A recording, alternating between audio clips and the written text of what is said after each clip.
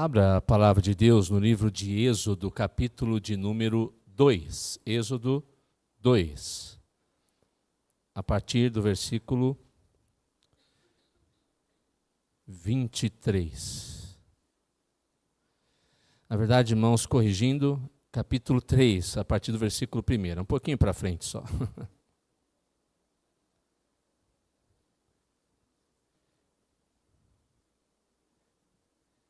Êxodo 3, de 1 a 6.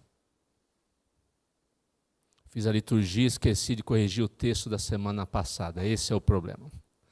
Êxodo 3, a partir do versículo 1.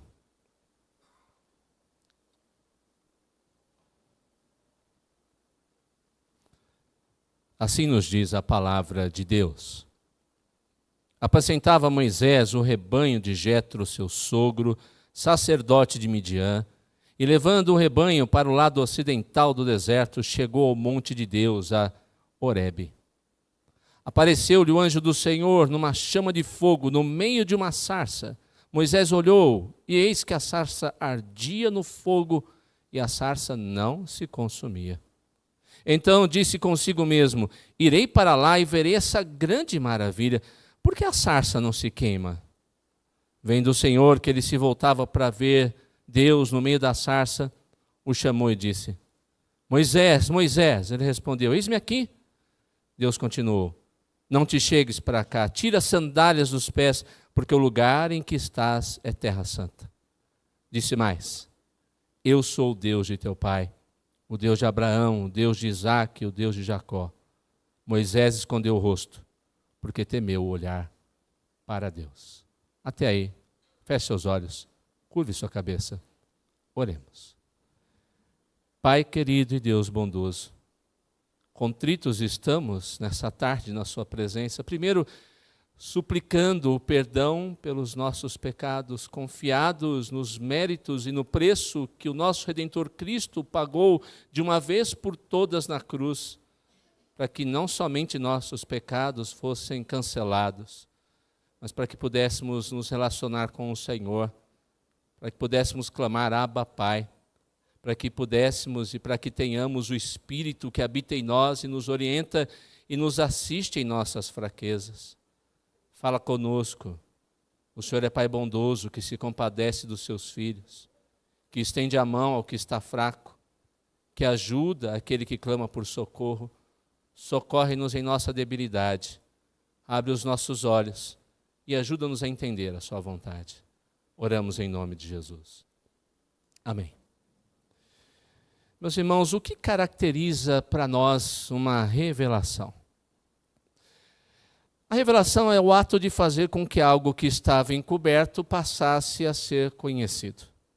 Um exemplo muito comum onde podemos ver que isso acontece é quando alguma autoridade, algum governante inaugura alguma obra, principalmente um monumento público, que normalmente está encoberto, e no momento certo ele é descoberto para que se tenha conhecimento do que ele realmente é. Enquanto ele não mostra a sua verdadeira aparência, nós confabulamos, pensamos, quem sabe pela silhueta do tecido que o cobre, o que pode estar ali por baixo, mas quando ele é descoberto, revelado, vemos o que realmente ele é e demonstra-se o que de fato, na realidade, ele deve ser. Entre nós cristãos, existem duas maneiras de entender o termo revelação. Para alguns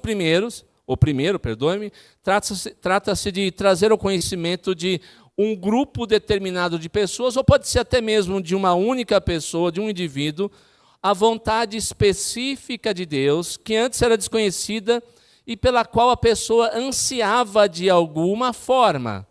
Ou seja, algo que era desconhecido, que não tem nada a ver com a palavra de Deus, que diz respeito à vida particular da pessoa e do grupo. Então, para algumas pessoas e para alguns cristãos, isso é revelação. Nós rechaçamos esse tipo de pensamento.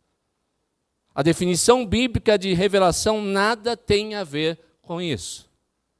A Bíblia defende revelar alguma coisa ou revelação de alguma coisa trazer à tona algo que Deus já falou em sua palavra, aplicando para a nossa vida nos nossos dias, para enfrentarmos os dissabores e as alegrias que temos em todos os dias em nossa trajetória e na nossa vida.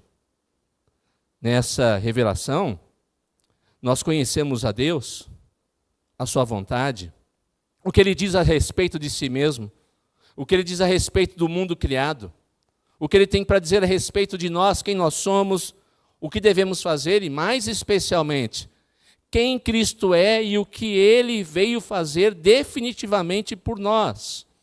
Para que nós, então, vivamos por essa revelação que nos foi dada de uma vez por todas, a Escritura Sagrada, entender a sua vontade e não somente entendê-la, mas praticá-la para a glória de Deus e para a nossa alegria e satisfação. Ou seja, para nós, revelação é sinônimo de Escritura Sagrada, Palavra de Deus. É nela que nós temos toda a vontade do Senhor revelada para o homem, para que nós vivamos segundo a vontade revelada de Deus para nós. Mas há um problema em relação a isso. Mesmo adotando essa segunda definição mais concreta e de acordo com a Escritura Sagrada, cremos fiel com a Escritura Sagrada, a nossa natureza humana atrapalha a entendermos de maneira clara a revelação do Senhor. O nosso pecado, a própria Escritura diz, impede que vejamos a Deus e conheçamos a Ele como Ele realmente é, e a sua vontade de maneira perfeita. Por isso é preciso que Deus haja de maneira poderosa, sobrenatural, para que os nossos olhos carnais, a cegueira espiritual que nos mantém distantes dele e da sua vontade, seja curada, para que vejamos a realidade como ela é, e não uma mera miragem do que acontece nesse mundo, para que entendamos a Deus em seu querer e possamos, a partir do seu querer, entender todas as coisas que nos rodeiam. No presente texto, nós vemos algo falando sobre isso. E é o tema da mensagem dessa tarde, falar sobre o Deus que se revela. Depois de 40 anos de refúgio, você lembra mais ou menos a história, Moisés está lá, depois de um período de escravidão, os meninos são mortos quando nascem porque o faraó mandou que fosse feito isso. De uma maneira milagrosa, Deus poupa Moisés, o coloca na antessala do inimigo que perseguiu o povo de Deus. Quando ele tem 40 anos de idade, ele já entendendo quem ele era e entendendo o que Deus queria para ele, ou supostamente queria para ele, ele vai lá, mata um egípcio. Porque ele achou que essa era a maneira e aquele era o momento que Deus o tinha levantado para livrar o povo. Mas Deus disse, não, você não está preparado ainda, não é o momento. Ele tem que então fugir, vai para uma terra estranha, e agora, 40 anos depois, com 80 anos de idade, sim, 80 anos de idade, ele está diante desse Deus que se revela de maneira sobrenatural, extraordinária àquele homem. Deus o chama de um momento diferente, de uma forma diferente, para na hora que Deus deseja, ele pudesse realizar o trabalho do Senhor, desempenhar o objetivo que o próprio Senhor desejava, mas no momento em que o Senhor desejava e tinha planejado. Deus se revela àquele homem, como ele se revela para nós em sua palavra. E por isso nós devemos conhecer a palavra de Deus e conhecer o Deus da palavra. Deus assim o faz, não somente para que possamos matar a nossa curiosidade, mas para que, ao conhecer o Senhor e a sua vontade, haja uma mudança de postura na nossa vida cristã. Para que saiamos da nossa constante zona de conforto, para sacudir, para mudar as nossas vidas, não momentânea, mas para sempre, eternamente. Convenhamos, queridos, que nada é mais chato do que a mesmice de todos os anos da nossa vida. Não é? Acordar todo dia, ir para o trabalho todo dia, fazer o trabalho todo dia, voltar para casa todo dia, cozinhar todo dia, lavar todo dia, aí volta uma segunda-feira, tudo de novo. Acordar, trabalhar, estudar, comprar, pagar, dormir, acordar de novo. Se não há um sentido para a vida estabelecido pela revelação de Deus, que é sua palavra, aí sim nós estaremos perdidos. A vida vai ser uma mesmice. Nada terá qualquer sentido. As coisas vão se tornar chatas, repetitivas, rotineiras, extremamente cansativas. Mas Deus então se revela para mostrar que Ele tem muito mais do que apenas uma segunda-feira, 7 horas da manhã para nós. Para que vejamos como Ele vê e façamos as coisas como Ele quer. Para que a vida toda faça sentido para nós. Para que Ele seja o sentido da nossa vida.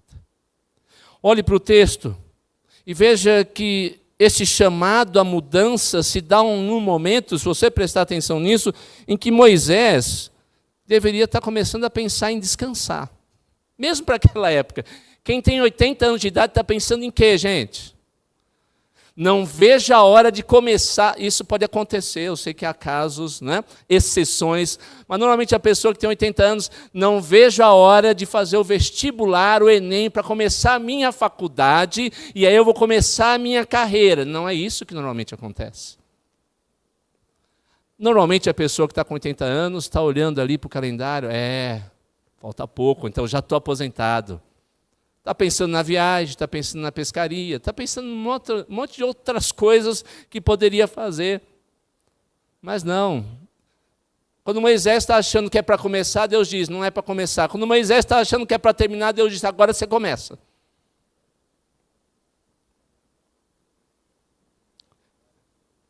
As coisas com Deus não funcionam como nós queremos, segundo a nossa cartilha, segundo o nosso manual de instrução, segundo as nossas manobras, os nossos desejos, os nossos planos. Não é assim com Deus.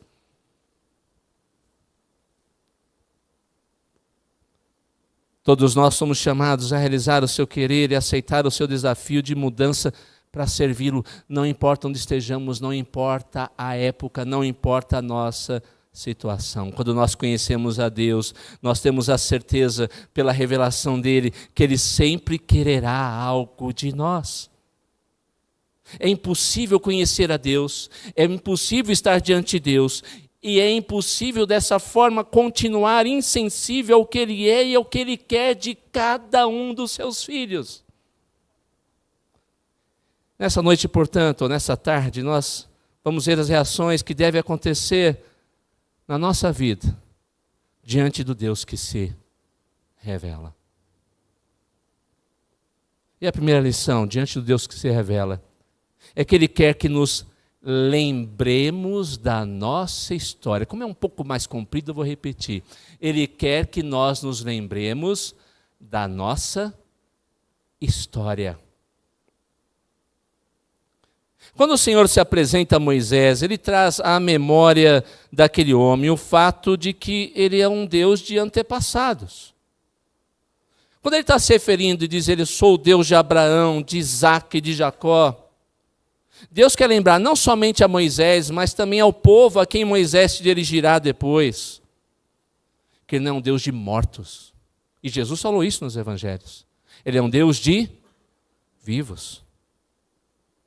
Portanto, ainda que aquele povo esteja sofrendo, exausto pelos anos de sofrimento da escravidão, existe uma esperança futura e uma terra onde não vai existir escravidão, onde não vai haver sofrimento, que é o mesmo lugar de Isaac, de Jacó, de Abraão. Mas ainda mais profundamente do que isso, quando Deus se apresenta assim para Moisés, ele quer dizer, eu estou falando que eu sou Deus de Abraão, de Isaac e de Jacó. Eles se foram aos olhos de vocês, mas eles estão vivos, eu estou com eles. Eu sou o Deus da ressurreição, eu sou o Deus da vida eterna, eu sou o Deus todo-poderoso, eu sou o Deus que cumpre as suas promessas, eu sou o Deus que não faz com que você fique alheio à sua própria sorte, eu sou o Deus que cuida de você, eu sou o Deus da história. Ele queria então, através da vida de Moisés, que o povo lembrasse quem ele era, o que fez, o que faria e o que está sempre disposto a fazer. Então ele relembra Moisés de como foi iniciado esse relacionamento com Isaac, com Jacó, com Abraão. Não foram eles que vieram a Deus, foi Deus que os chamou, foi Deus que fez promessas a eles, foi Ele que mostrou que eles jamais mudariam, mas Deus teria todo o poder, Ele teve todo o poder para na história deles mudá-los. E ao mesmo tempo, foi Deus que estava com eles e nunca esqueceu deles. Se os nomes de Abraão, de Isaac e de Jacó estavam na memória do Deus eterno, onisciente, por que Ele esqueceria a descendência daqueles homens? Portanto, ele quer relembrar Moisés que o seu povo tem uma história com H maiúsculo. Eles podiam ser escravos naquele momento. Eles podiam estar escravos naquele momento. Mas aquela não era a verdadeira posição deles, não era o verdadeiro lugar deles. Eles eram, apesar da aparente escravidão, eles eram filhos e filhas da aliança. Se há um povo que tem história mais do que a Síria, a Babilônia, a Pérsia, a Europa, Roma, Estados Unidos, esse povo é o povo de Deus que foi chamado graças à misericórdia do Deus Todo-Poderoso e os reuniu no seu povo chamado igreja. Nós temos história.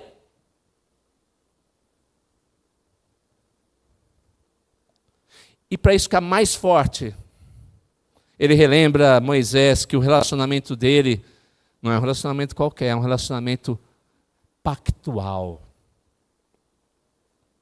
Porque ele fez um pacto com o seu povo. Ele é Deus para sempre do seu povo. Jamais se esquece dos seus filhos.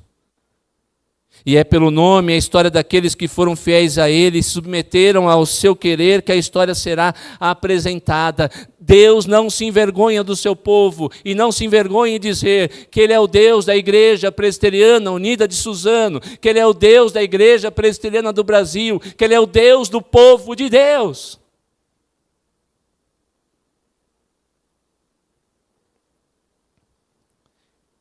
Ele relembra ao usar Abraão, Isaac e Jacó, que eles sofreram também.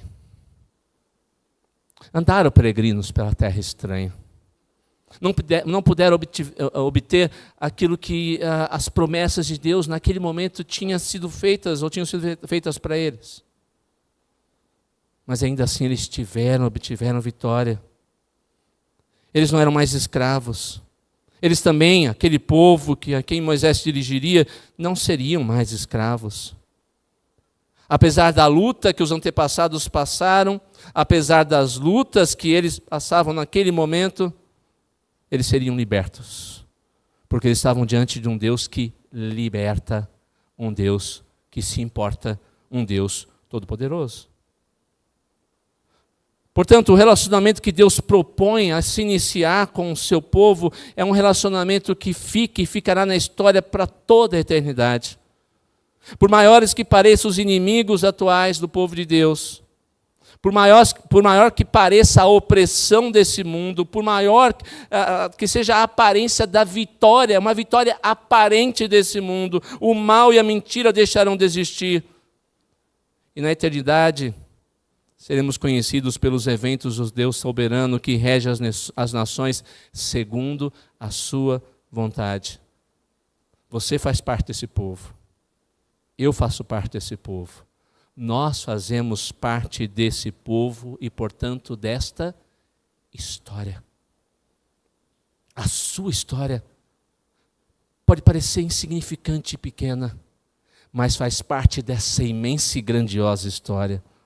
Por mais simples que você aparentemente seja, por mais aparentemente insignificantes que seja a sua história, é por você e pela aliança que Deus fez um dia com você por meio de Cristo, que Ele anunciará por toda a eternidade a sua aliança. E não haverá mais a história, em primeiro lugar, daquelas nações e povos que aqui tivemos, mas haverá a história vitoriosa do povo de Deus.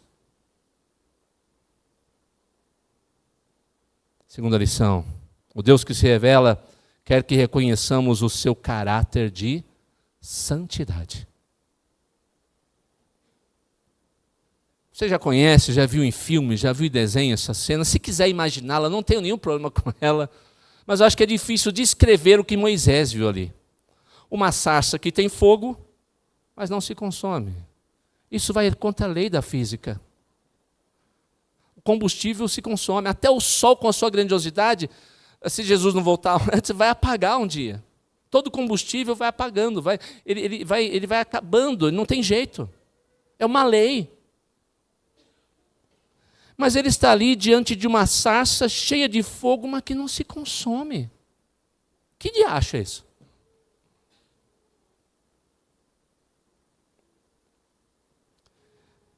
A sarça que arde e não se consome é uma manifestação da presença santa de Deus. É uma manifestação também do cuidado de Deus com o povo que parece que está consumindo. Aqui não estava ali à toa. O povo está escravo, parece que a chama está apagando, o povo vai morrer, vai ser destruído, a história dos hebreus vai acabar. Deus está dizendo, não. Eu sou como essa sarça ardente, mas o meu povo também é. Pode vir o fogo que for sobre ele. Não se consome e não se consumirá jamais.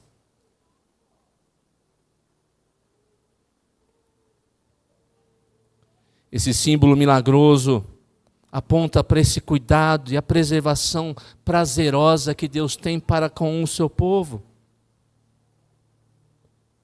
Portanto, Deus quer mostrar aqui duas coisas: a pureza da sua santidade, que como fogo consumidor não pode suportar o mal e o pecado, mas também a preservação do povo que sofre, mesmo nos dias de hoje, não só de Israel, o sofrimento que podemos passar nesse mundo.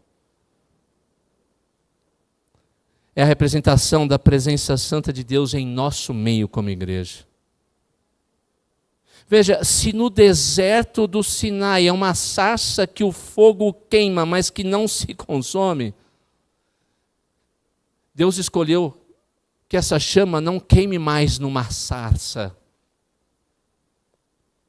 mas queime em nós como seu povo, em cada um dos seus filhos. É agora em nós que essa chama arde, é agora em nós que nos santifica, a fim de que o mundo olhe para nós e veja a pessoa de Deus no Senhor Jesus Cristo. Você se lembra do dia de Pentecostes? Com certeza você lembra. A presença do Santo Espírito, de Deus, o seu Santo Espírito, foi reconhecida de que forma? Você lembra? Línguas de fogo sobre a cabeça de cada um daqueles homens que estavam ali. E o texto bíblico diz que aquelas línguas de fogo paravam sobre suas cabeças e eles ficaram cheios da presença do Senhor. Agora não é mais uma simples sarça que a presença divina, ou na presença divina ela arde, mas em corações regenerados pelo poder de Cristo. Não é agora uma simples sarça que Deus deseja que o mundo olhe e fique maravilhado, ela não existe mais, não há deserto do Sinai aqui.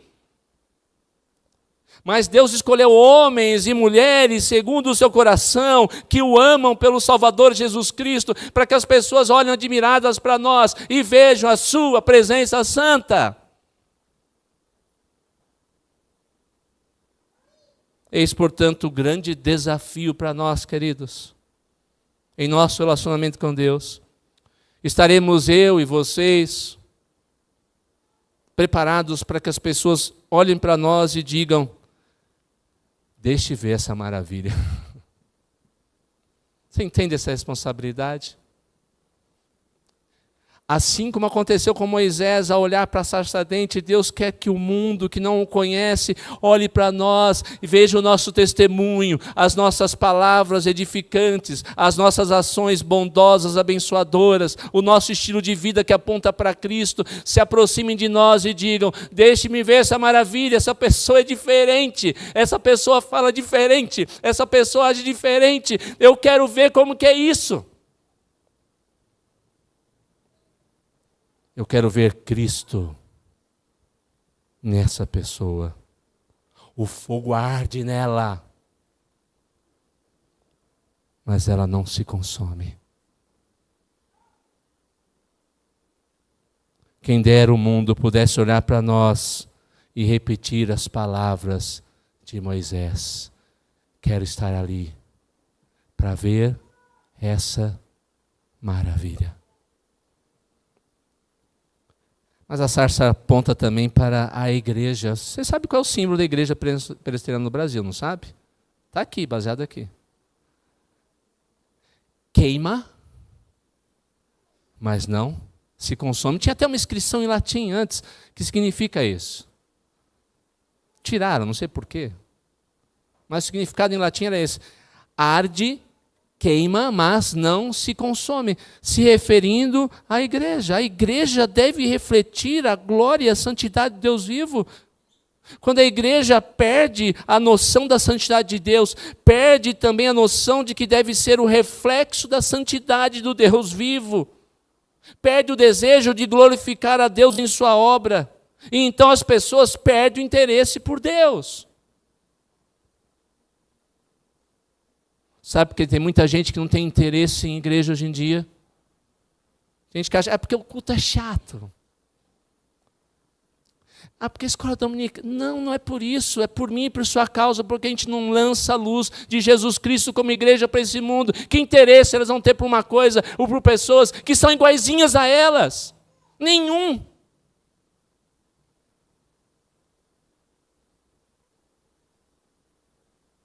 Deus não precisa de subterfúgios para ser glorificado. A sua presença, conhecida e reconhecida na igreja, sempre será o suficiente para que pecadores se aproximem desta grande maravilha e possam conhecê-lo como ele realmente é. Igreja Presbiteriana Unida de Suzano, nós podemos refletir a beleza do Senhor Santo quando estamos reunidos e quando estamos longe daqui, em cada lugar onde Deus nos coloca. As pessoas podem olhar para nós e desejar participar dessa igreja como igreja do Deus vivo?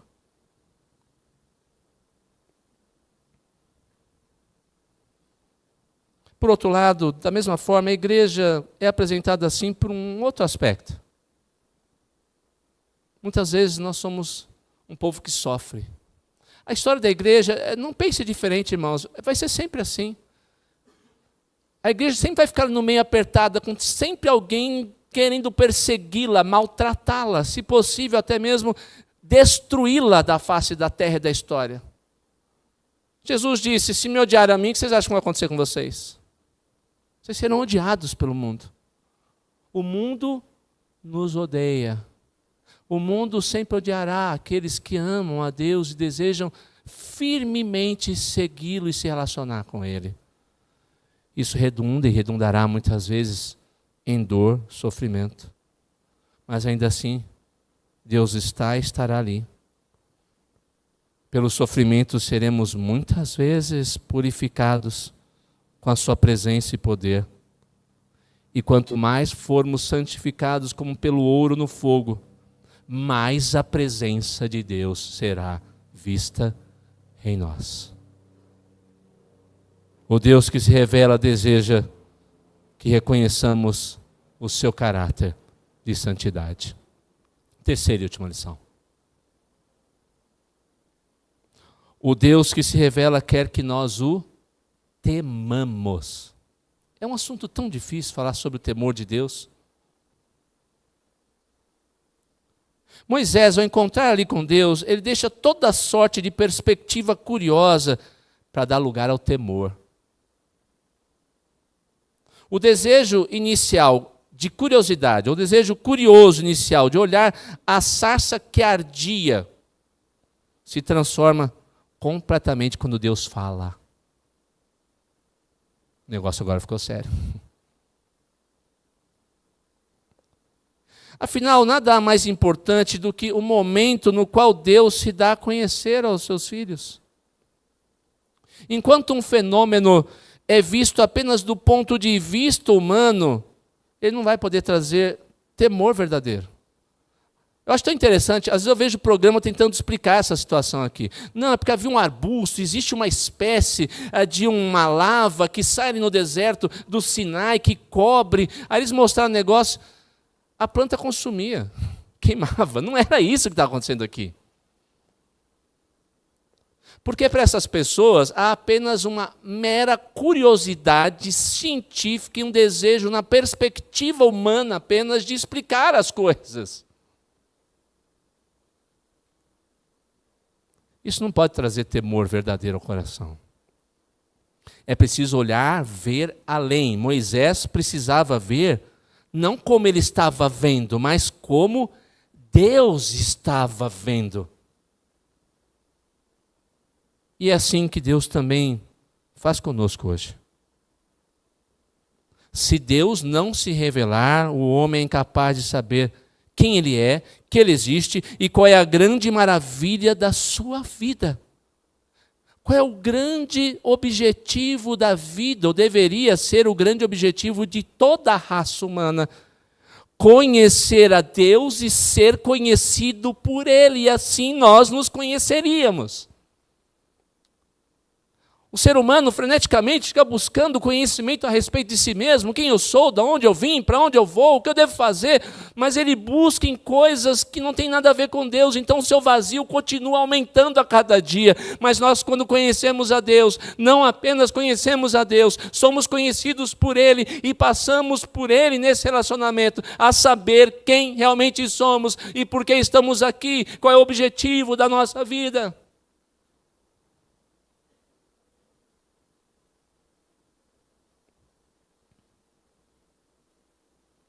Uma sarça que arde e não se consome. Não é nada perto do Deus que não se esquece de suas promessas, do seu povo, daquele que é eterno e que se lembra para sempre da sua aliança. Que triste ver pessoas que não entendem essa realidade.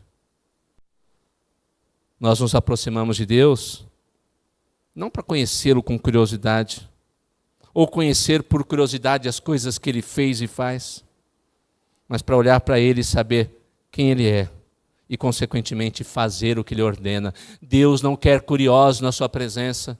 Deus não quer pessoas que abram a sua escritura e põem o dedo. Ah, interessante isso, mas não faz diferença. Não, Deus quer pessoas que abrem a escritura, estudem a escritura, aprendam a escritura e digam no seu coração: agora, Senhor, eu faço e farei o que o Senhor manda.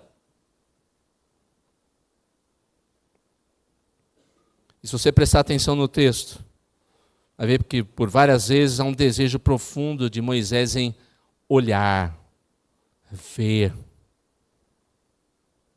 E o seu desejo de ver pode impedir algo muito mais importante. A curiosidade pode atrapalhar uma coisa que é muito mais importante no nosso relacionamento com Deus: ouvir. Ouvir às vezes é muito mais importante do que apenas ver. Porque ouvir é o primeiro passo para entender, e o terceiro passo depois é obedecer. O que Deus quer de fato não é apenas ser visto com mera curiosidade, mas ser ouvido. Melhor do que qualquer coisa é curvar a cabeça, fechar os olhos, mas ao mesmo tempo ter os ouvidos abertos para entender e fazer o querer de Deus, que é ensinado e mostrado em Sua palavra claramente para nós. Portanto, perdoe-me, sem querer ser grosseiro, mas pare de ser curioso. Pare de ser um mero espectador das coisas e das maravilhas de Deus. Deus quer muito mais do que crianças que numa escola dominical aprende curiosamente sobre os grandes fatos registrados na Escritura Sagrada. Sim, esse é um primeiro passo. Ele chega em casa e diz: olha, papai, aprendi isso, que interessante. Eu aprendi aquilo, mamãe. Mas nós não somos mais crianças, nós não andamos mais como meninos. Deus quer muito mais. Ele quer pessoas que ouçam e cumpram aquilo que agrada a Ele. Quando estivermos dispostos diante dessa revelação a ouvi-lo, conhecermos quem Ele é, estaremos dispostos com temor a fazer o que Ele deseja.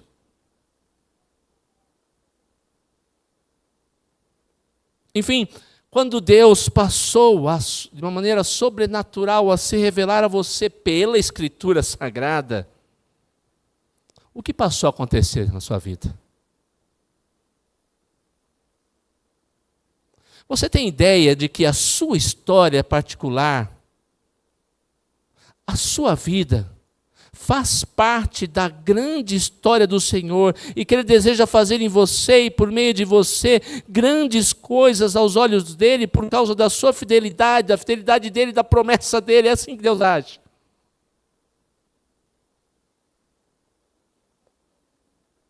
Você descansa nisso? Ou você clama por isso? Senhor, faz da minha história a tua história. Faz da minha vida, Senhor, o teu querer. Usa-me para a tua glória. Você tem aprendido a conhecer o caráter do Deus Santo? E o mundo pode olhar para você e ver o reflexo e a beleza do Senhor na sua vida? E isso, consequentemente, traz um profundo e santo temor para você. Você ama a palavra de Deus e clama para se submeter a ela, por ser ela a revelação do caráter santo de Deus. Que sua revelação, portanto, não apenas revele quem Ele é e o que Ele deseja, mas nos leve ao mais importante, praticar a sua vontade.